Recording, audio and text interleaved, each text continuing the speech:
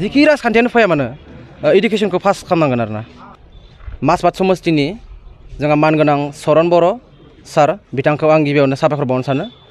माने जोंहा बिथाङा रौता ब्लकआवदि मोनसे निउ जेनेरेसन टीम दाना होदों, बेनि थाखाय आं बिथांखौ रोजा रोजा साबायखर बावनाय थायो।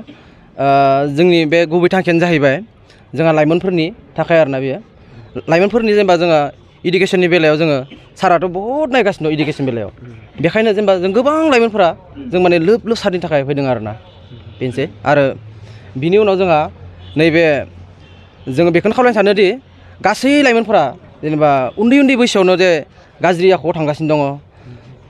जों ससियेल मिडियाआव बहुद नुयो, दानि जुगावथ' जों ससियेल मिडियाआव गासिबो नुगासिनो दङ जे बबावबा जेनेबा फिसा फिसा काहिनि जानाय रिजर्टफोराव धाबाफोराव बेफोरखौ जोङो जेनेबा होबथानो थाखाय जेनेबा साराथ' जोंखौ बहुद बुजायबाय थायो। बेफोरखौ जों होबथानांगोन, बेफोरनिफ्राय जों गोजान थानांगोन।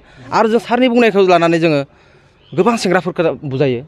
बेखायनो जेनेबा सारखौ मोजां मोननानै दिनै गोबां 40 नं रौता समस्तिनि गोबां लाइमोनफोरानो दिनै सारजों लोगोसे नुजाफैदों। दा बे समाव बेखायनो जोङो बेखौनो खामानि मावनो सानदों। जों दायो बेखौनो आं सिगाङाव बेखौनो फोरमायदों जे जोङो जाहाथे बे रावबो बेकार जेंनायाव गोलैया। बैफोरबायदि जेंना मानो थाखाय जेनेबा मा होनो बैसो जायैयावनो मा होनो बेखौ मा होनो बावगारलांबाय जानायावनो बैसो जायैयावनो हाबा जानाय आरो गोबां लाइमोनफोरा ड्राग्स एडिक्टेड ना, आरो गोबां दामि दामि मबाइल लानाय, गोबां दामि दामि बाइक लानाय, बिमा बिफाजों नांलायनाय खमलायनाय, बैफोरखौ जोङो जेनेबा होबथानो थाखाय दिनै जों निउ जेनेरेसन हिसाबै जों आवगायबोदों। आरो बै जोंनि खामानि मावनायाव जोङो MLA सरन बर' सारा जोंखौ गोबां हेफाजाब खालामदों।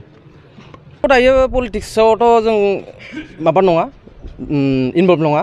जों डाइरेक्ट जों जेनेबा सरन बर'खौ जों मोजां मोननानैसो फैदों। जों सरन बर'नि जेनेबा सरन बर' जोंखौ हेफाजाब खालामदों। फरायनाय बेलायाव जोंखौ गोबां हेल्प खालामो। बैनि थाखाय जों जेनेबा सारखौ मोजां मोननानै जों सारजों थादों। जों खुनु पलिटिक्स जेनेबा जों पलिटिक्स बाबो खाराखै आरो जेनेबा जों जास्ट सारदोल'सो। निउ जेनेरेसन टिम दानाय लोगो लोगो जों बहुद सोलायदों, सेंग्राफोरा बहुद हेफाजाब मोनदों। गोबां जायगायाव जोंहा खेथि बाथिनि थाखायबो जों सारनिफ्राय मोनदों। आरो दा फैबाय थानाय समाव जोंहा सारा खोथा होना दोनदों जे जोंखौ जेनेबा बेकार जेंनाखौ सुस्राङो जोंहा सारा डाइरेक्ट बे खोथायाबा। बेथ' खोथाया रोखा।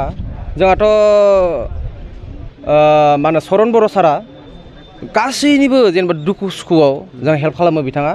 आरो बेखौ जे रावबो दिनैसिम बुंनो जे हाया बिथाङा जे हेल्प खालामा होननानै जों बहुद नुयो आरोना। माने बिथांखौ जेनेबा बिथांनि सायाव जुदि जोंहा मोनसे जेनेबा हेल्प बिनो थाङोब्ला बिथाङा ना बुङो आरोना। दा बेबायदि गेलेनाय आयदायावथ' साराथ' बहुद हेल्प खालामो। गेलेनाय आयदायाव बलनिफ्राय लानानै जुटानिफ्राय लानानै गाननाय जोमनाय इनार ना जार्सि बेफोरखौ जाने होजोबो। साराथ' बेखौ बुंखायो जेनेबा सोलोंथाइ बेलायाव जुदि सोरबाफोर प्रब्लेम जादोंब्ला, सोरबाफोर मा होनो थाखा फैसानि बेलायाव प्रब्लेम जादोंब्ला जेनेबा जों सारनि सायावल' थांनानै जेनेबा बुंनानै लायहैनांगौ आरो सारा होयो आरोना। दा जोंनि सिगां 5-9 सेरफाङाव दादों, बिनि उनाव रौतायाव दाफैदों। दायो रौतायावथ' बहुद गिदिर जाबाय। 5-9आवथ' गिदिरखा आरो रौतायावबो बहुद गिदिर जाबाय। आरो 66 दोनस्रियाव मा होनो बेखौ 7 नं दोनस्रि समस्तियावबो दानायनि आखायाव लादों। आरो बिनि उनाव जोङो गुबुन दाब जायगायाव दालांगोन आरोना। प्रायरिटि मानोथ' जोंहा इडुकेसन बेलायावथ' होखानांसिगोनानो फार्स्ट टाइम। इडुकेसन नङाब्लाथ' जों दावगालांनो हाया। इडुकेसन नङाब्ला जों जेनेबा सिनायथि मोननाय नङा, बेनोसै आरोना। इडुकेसनखौ जों जेब्लाबो फार्स्ट आरोना, सब साइज फार्स्ट मावनोब्ला पलिटिक्स बेलायाव आरोना जिखि राजखान्थियानो फैया मानो इडुकेसनखौ पास खालामनांगोन आरोना।